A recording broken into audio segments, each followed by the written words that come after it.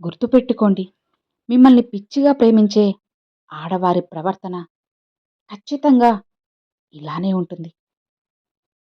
ఒక్కసారి బాగా గమనించండి. మీకే తెలుస్తుంది. పరిస్థితిని బట్టి ఆలోచనలు, అలవాట్లు మారితే బావుంటుంది కదా! కానీ విలువలు, వ్యక్తిత్వం ఎప్పుడూ కూడా మారకూడదు. పరిస్థితులు నీకు ఎలా ఉన్నా సరే, నువ్వు ఎప్పుడూ నీలా ఉండడమే జీవితంలో నువ్వు సాధించాల్సిన గొప్ప విజయం. ఇతరులను నిందించడం తేలిక, నిందను భరించడం కష్టం. నీతులు వల్లించడం తేలిక, ఆచరించడం కష్టం. అబద్ధం చెప్పడం తేలిక, నిజం దాచడమే చాలా కష్టం. మనం కష్టాన్ని ఎదుర్కొంటాం, ఇబ్బంది పాలవుతాం. అదే జీవితం. కానీ జరిగేదంతా మనకు ఏదో ఒకటి నేర్పించేందుకే జరుగుతుంది. అందుకే ప్రతి నెగెటివ్ విషయంలో కూడా పాజిటివిటీని చూడడం అలవాటు చేసుకోవాలి. ఎలా అయినా సరే ద్వేషించాలని నువ్వు సంకల్పించుకుంటే నెలవంక లాంటి మనిషిలో కూడా 1000 వంకలుంటాయి. ఎలా అయినా సరే ప్రేమించాలి అని సంకల్పించుకుంటే 1000 వంకలున్న మనిషి కూడా నెలవంకలా అందంగా కనిపిస్తారు. సహాయం చేసినవాడు కృతజ్ఞత కోరుకోవడం ఎంత తప్పో, సహాయం పొందినవాడు కృతజ్ఞత చూపించకపోవడం కూడా అంతే తప్పు కదా! జీవితంలో నువ్వు గెలిచి ఎన్ని కట్టుకథలైనా చెప్పి చూడు. నువ్వు చెప్పింది ఎవరైనా వింటారు. నిన్నే ఆదర్శంగా, ప్రేరణగా తీసుకుంటారు. ఓడిపోయి నువ్వు ఎన్ని నీతులు చెప్పినా సరే పిచ్చోడు అంటూ నిన్ను ముద్ర వేస్తారు. ఆ ఎదురు దెబ్బ తగిలినంత వరకు ఎవ్వరిలో మార్పు రాదు. నాకు తెలిసిందే వేదం అనుకుంటే మూర్ఖత్వం. నేను నమ్మిందే అందరూ నమ్మాలి అంటే అది మూఢత్వం. ఎదుటి వారికి అసలు ఏం తెలియదు దద్దమ్మ అంటే అది నీ అమాయకత్వం అవుతుంది. ఇతరుల నమ్మకాలను గౌరవించలేకపోతే అది అమానుషత్వం. నేను తెలుసుకోవాల్సింది ఏమీ లేదనుకుంటే అది పైత్యం. అందరూ భావాలను అర్థం చేసుకుంటే అది మనిషి తత్వం. అందరూ విశ్వాసాలకు విలువ ఇవ్వడమే మానవత్వం అంటే. అందరూ కూడా అంటూ ఉంటారు, నీకసలు ప్రేమించడమే రాదు, అందుకే ఒంటరిగా మిగిలిపోయావని. నిజానికి సమాధానం నటించడం రాదు, అందుకే ఒంటరిగా మిగిలిపోయానని తెలుసుకో. నేను అర్థం కాని పుస్తకాన్నైతే కావచ్చేమో కానీ అర్థం లేని పుస్తకాన్నైతే మాత్రం కాదు. నన్ను లోతుగా చదివితేనే అర్థమవుతాను. గుర్తుపెట్టుకోండి, శారీరక బలం ఉన్నవాడు ఎదుటివారిని ఓడించడం చాలా సులువే. కానీ మనసుని గెలవడమే కష్టం. గుణవంతులు ఎప్పుడూ కూడా శత్రువుని కూడా అణగదొక్కాలని అనుకోరు, పైకి తేవాలని చూస్తారు. గుణవంతులకు ఇతరులకు సహాయం చేయడమే గొప్ప లక్ష్యం. దాని గుణహీనులు పక్కదారి పట్టిస్తారు. అవును కదా! ఒక పెళ్ళైన స్త్రీని నీకు ఎవరు ఎక్కువగా ఇష్టం? నీ భర్తనా, నీ పిల్లలా అని అడిగితే నా పిల్లలే ఎక్కువ ఇష్టమంటుంది. కానీ ఈ మాట అబద్ధం. బయటికి వెళ్ళేటప్పుడు పక్కింటి ఆంటీ దగ్గర పిల్లల్ని వదిలేస్తుంది కానీ భర్తని మాత్రం ఎన్నటికీ వదలదు. అంటే పిల్లల కన్నా భర్త అంటేనే చాలా ఇష్టం.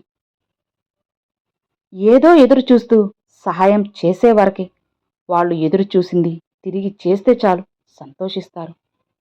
ఏది ఎదురు చూడకుండా సహాయం చేసేవారికి వాళ్ళు ఎదురు చూడని సమయంలో సహాయం చేయాలి. పరిచయం అనేది 4 అక్షరాల పదమే అయినా సరే ఎంతో మందిని కలుపుతున్న ఒక అద్భుతం అది. ఒక చిన్న పరిచయం ఎన్నో సంబంధ బాంధవ్యాలకి మూల కారణమవుతుంది. చిన్న చిన్న పరిచయాలే కదా కొన్ని గొప్ప గొప్ప స్నేహాలుగా, మరికొన్ని ప్రేమగా, ఇంకొన్ని బంధుత్వాలుగా మారుతాయి. పరిచయం అనేది ఒకరి నుంచి మరొకరికి, వారి నుంచి ఇంకొకరికి అలా అలా పెరుగుతూ పోతూ ఎక్కడ ఉన్న ఒకరిని ఇంకెక్కడ ఉన్న మరొకరిని కలుపుతుంది. ఎవరికి ఎంత చెప్పాలో అంతే చెప్పాలి. వినకపోతే వదిలేయాలి. వాళ్లే తెలుసుకుంటారు. దెబ్బ తగిలితేనే కదా నొప్పి విలువ తెలిసేది. జీవితమనేది అన్నీ పరిచయం చేస్తుంది. తిని ఖాళీగా కూర్చునే రోజుల్ని, తినడానికి అస్సలు ఒక్క సమయం కూడా దొరకని రోజులని, నిద్ర పట్టని రాత్రులను, నిద్ర లేని రాత్రులను, ఘోరమైన ఓటమిని, ఘనమైన గెలుపుని, ఆకాశానికి ఎత్తే అభిమానాన్ని, పాతాళానికి తొక్కే మోసాన్ని, బాధలో తోడుగా ఉండే బంధాన్ని, బంధించే బంధువుల్ని, వంగి వంగి దండాలు పెట్టించుకునే అధికారాన్ని, ఎవరి కంటికి కనిపించని దీనస్థితిని, ఇలా అన్నీ పరిచయం చేస్తుంది. నేర్చుకో. నీకు నచ్చినా నచ్చకపోయినా సరే అన్నిటినీ జీవితంలో నువ్వు ఎదుర్కోవాల్సిందే. తప్పదు. వేరే వారి తప్పుల నుంచి నువ్వు పాఠాలు నేర్చుకో. ఎందుకంటే అన్నిటినీ నీ సొంత అనుభవంతోనే నేర్చుకోవాలంటే నీ జీవితకాలం సరిపోదు. గోతులు తీసే నక్క నీతులు చెప్తే వినటానికి విడ్డూరంగా ఉంటుంది కదా. ఓర్చుకో. తప్పదు. ఎంత నీవాళ్లైనా సరే ఏ క్షణం ఎలా మారిపోతారో తెలియదు. వ్యర్థమైన వేల పలుకుల కన్నా శాంతి సహనాన్ని బోధించే ఒక్క మాట చాలు కదా.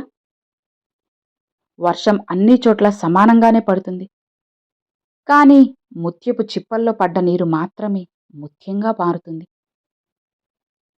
భగవంతుడి దయ అందరిపైన సమానంగానే ఉంటుంది. కర్మలు బట్టి మాత్రమే భగవంతుడు ఫలితాన్నిస్తాడు. కాబట్టి ఎవరికి ఎంత ప్రాప్తమో అంతే ఉంటుంది. బ్రతుకంటే భోగం ఒకటే కాదు, త్యాగం కూడా. బ్రతుకంటే స్వార్థం ఒకటే కాదు, నిస్వార్థం కూడా. మానవత్వానికి మచ్చ తెచ్చే స్వార్థం ఎన్నటికీ కూడా ప్రశాంతత ఇవ్వదు. కారుణ్యం, దయ, పరోపకార భావన, త్యాగం ఇదే మనిషికి నిజమైన ఆభరణాలు. కాలానికి మనం ఇచ్చే విలువ మన విలువని పెంచుతుంది. డబ్బుకి మనం ఇచ్చే విలువ ఆపదలో ఆదుకుంటుంది. సాటి మనిషికి మనం ఇచ్చే విలువ వారి మనసులో మనకు ఒక సుస్థిర స్థానాన్ని ఇస్తుంది. అవును కదా. నోటికి ఇష్టమొచ్చే మాటలు మాట్లాడే ముందు ఒక్కటి గుర్తుపెట్టుకో. మన మాటలు మనకి గుర్తుండకపోవచ్చు, కానీ విన్న వ్యక్తికి మాత్రం మనం చెప్పింది ఖచ్చితంగా గుర్తుంటుంది. అహం పైసా అద్దె కట్టకుండా మన ఇంట్లో మూలనుంటుంది. పోయి ఇంటి పెత్తనం మొత్తం దానికిస్తే ఇల్లెలా ఉంటుంది. అహాన్ని అద్దెకు మాత్రమే ఉండనివ్వండి, దానికి ఏమాత్రం అధికారం ఇవ్వద్దు. గోర్లు పెరిగినప్పుడు గోర్లను కత్తిరిస్తాం, కానీ వేళ్ళని కాదు కదా. అలానే మన స్పర్ధలు వచ్చినప్పుడు కోపతాపాన్ని కత్తిరించాలి, కానీ బంధాన్ని కాదు. నిన్ను నమ్మి నీ స్నేహితుడు నీకు చెప్పుకున్న తన రహస్యం నీ పెదవి దాటిన మరుక్షణం నువ్వు మరణించినట్లే అర్థం. సక్సెస్ అనేది ఊరికే రాదు. కన్నీళ్లు పెట్టుకోవాలి, కష్టాలు ఎదుర్కోవాలి, బాధల్ని తట్టుకోవాలి, మనసుకి గాయాలు కావాలి, గుండె మాటలకి ముక్కలవ్వాలి, బంధాన్ని కోల్పోవాలి, ఎదురు దెబ్బలు తినాలి, సహనంతో మెలగాలి, గుణపాఠాలు నేర్చుకోవాలి, అనుభవ పాఠాలు దిద్దుకోవాలి. ప్రతి క్షణం నీతో నువ్వు యుద్ధం చేయాలి. గుర్తుపెట్టుకో, ఎప్పుడూ కూడా మిమ్మల్ని పిచ్చిగా ప్రేమించే ఆడదాని ప్రవర్తన ఎలా ఉంటుందో తెలుసా? విను. మీరు ఆమెను గమనించకపోయినా సరే ఆమె ఎప్పుడూ మిమ్మల్ని చూస్తూనే గమనిస్తూనే ఉంటుంది. నీ గురించి చాలా ముఖ్యమైన విషయాలను కాకపోయినా సరే అవసరం లేని అనవసరమైన విషయాన్ని కూడా గుర్తుపెట్టుకుని ఉంటుంది. మీరు కోపంగా ఉన్నప్పుడు మిమ్మల్ని దగ్గరికి తీసుకుని ఓదార్చాలనుకుంటుంది. ఆమె ప్రతి క్షణం ఎప్పుడు నీ ముందు అందంగా కనిపించడానికి ఆమె వంతు ప్రయత్నం చేస్తూనే ఉంటుంది. మీరెవరైనా తెలియని అమ్మాయిలతో మాట్లాడినా కూడా కోపంతో అసూయపడుతుంది.